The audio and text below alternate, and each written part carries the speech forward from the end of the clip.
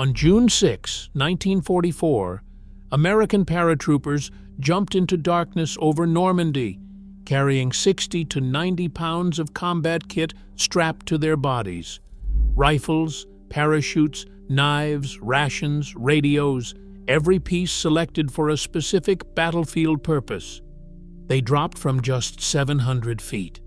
At that weight and altitude, each item a man carried could either save his life or end it before he ever touched the ground.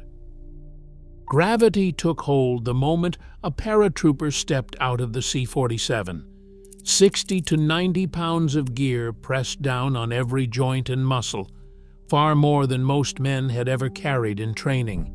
The weight wasn't just a number. It was a living presence, squeezing the shoulders, digging into the hips, and straining the knees as the ground rushed closer. At 700 feet, there was almost no margin for error. The Army's standard jump altitude was twice as high, but Normandy demanded a different calculation. Low drops meant less time exposed to German anti-aircraft fire, but they also meant less time for parachutes to open, and no chance to use a reserve if the main chute failed. The opening shock at that height was violent, slamming bodies and tightening harnesses to the point where men sometimes struggled to breathe. For Private Miller, the sensation was immediate. A sudden jerk, the crushing pull of the harness, and the realization that every extra pound made the descent faster, harder, and more dangerous. Each man hit the ground carrying not just his own body, but the full sum of his equipment, with the landing zone, mud, water, or hedgerow waiting to decide if he would get up and fight. A paratrooper's helmet wasn't just another piece of gear. It was a lifeline when things went wrong. The M1C helmet, weighing in at 2.75 pounds, was designed with airborne troops in mind. Its most distinctive feature was the set of swivel bales, hinged chin strap loops that let the helmet shift and flex during the violent opening shock of a low-altitude jump. Unlike the fixed bales on standard infantry helmets, these hinges helped prevent the chin strap from snapping a man's neck or wrenching his head sideways as the parachute yanked him to a sudden halt. The shell itself was steel, able to deflect shrapnel or a glancing bullet, but it was the fit and the strap that mattered most in those first seconds after leaving the plane. Private Miller wrote in his diary about the way the helmet pressed down hard as the chute opened, nearly choking him, but he credited it with saving him from a fractured skull when he landed hard in a hedgerow. In the chaos of Normandy's night, with flak bursting and bodies tumbling through the air, the helmet was the last line of defense between a paratrooper's head and everything that could go wrong. The T-5 parachute was the only thing standing between a paratrooper and a fatal plunge. Its main canopy measured 28 feet across, stitched from 28 panels of strong nylon silk. Packed tightly into a back-mounted bag, it weighed close to 40 pounds. The reserve slung across the chest was smaller, 24 feet in diameter, but it offered the last hope if the main failed. Deployment was almost automatic. A static line yanked the main chute open as soon as the jumper cleared the C-47's door. At the low D-Day jump altitude, the canopy snapped open in just 4 to 6 seconds. The opening shock was brutal, sometimes exceeding 20 times the force of gravity. Harness straps bit into flesh and locked tight, making it hard to breathe or move. Private Miller later wrote that the jolt felt like being hit by a truck, and the harness left bruises that lasted for weeks. At 700 feet, there was little time to react. If the main chute tangled or failed, the reserve was almost useless. There simply wasn't enough altitude left to pull the ripcord and let it inflate before hitting the ground. The T5 was a lifeline, but it was also a gamble, especially over the flooded fields and hedgerows of Normandy. Landing in darkness, Private Miller hit the ground with nothing but a canvas leg bag between him and the enemy.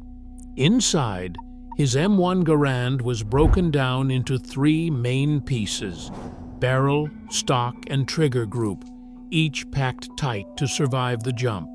The rifle itself weighed 9.5 pounds, but it was useless until reassembled. Every second on the ground unarmed was a risk.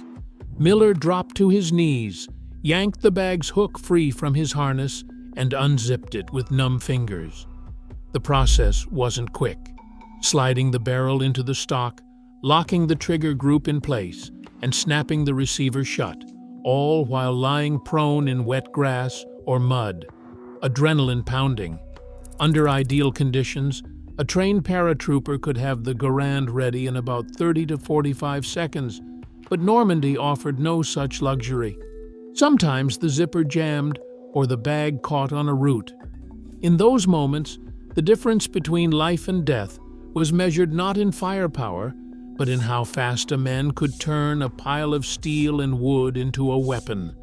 Only then could Miller load one of his 8-round clips, work the bolt, and finally bring the Garand to bear against whatever waited beyond the hedgerow. A paratrooper's first weapon on the ground was often not a rifle, but a knife. The M3 fighting knife, strapped to a boot or thigh, weighed just 3/4 of a pound, but could mean the difference between life and death. Its 6.75-inch blade was designed for close-quarters combat, but in Normandy, its true value came from versatility. Private Miller hit the ground, tangled in his harness, the Garand still in pieces inside the canvas bag. With enemy fire nearby, he reached for the M3, slicing through webbing and canvas to free himself. The blade's narrow point made it ideal for cutting cords, prying open ration tins, or even digging shallow foxholes in the dark. Paratroopers used it to cut away stuck gear, silence sentries, or signal to nearby allies with a flash of steel. In the chaos of scattered night drops, when seconds mattered and rifles were out of reach, the M3 was a lifeline, tool, weapon, and survival kit all in one, ready before any firearm could be assembled or loaded. In the pitch-black fields of Normandy, the difference between life and death could come down to a simple sound. Scattered across miles of hedgerows and flooded meadows, paratroopers like Private Miller needed a way to tell friend from foe fast and without a single word.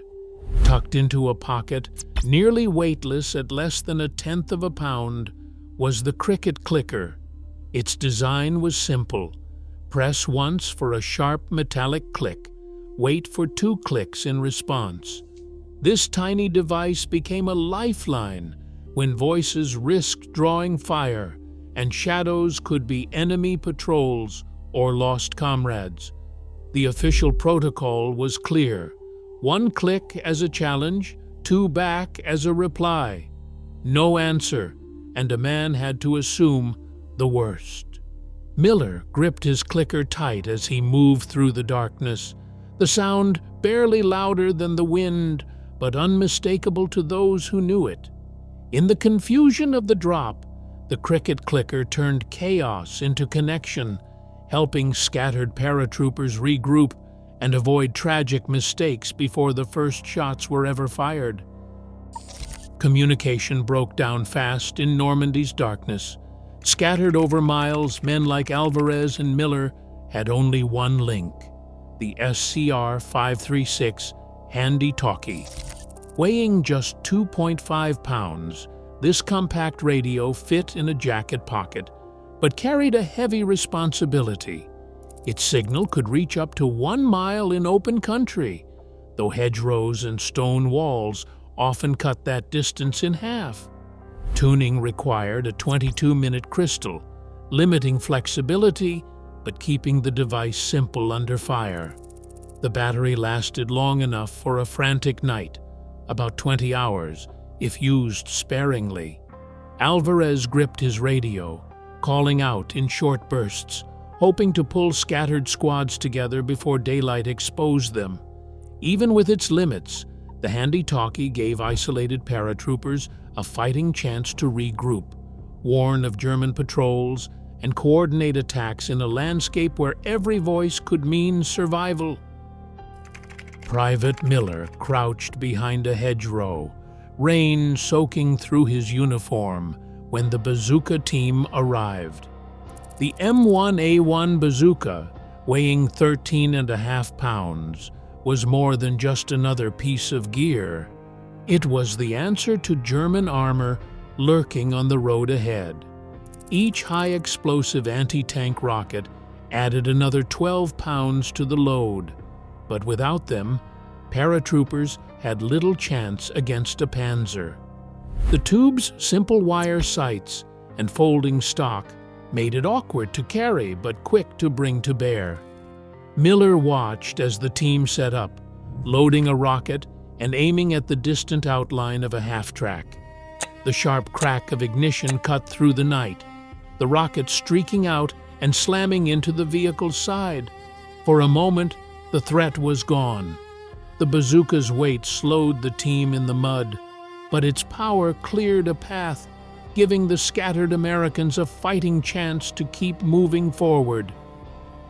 Calories and flotation mattered as much as bullets on D-Day. Each paratrooper carried about 1.5 pounds of D-ration chocolate and 2 pounds of K-Rations, enough for just 3 days, but every ounce counted against mobility. The Mae West Life Vest added 6 more pounds, its rubberized chambers designed to keep a man afloat in the flooded Merderet and Douve valleys. Lieutenant Hart's gear list put the core kit at 55 pounds, not including extra ammo or crew weapons. In the mud and water of Normandy, survival meant carrying just enough to endure, but never so much that it dragged you under. Every ounce of kit shaped a paratrooper's chance of survival. Then and now, battlefield gear remains a decisive factor in combat outcomes. As technology evolves, the weight of what soldiers carry still defines their limits and their fate. Burden of war is never just historical.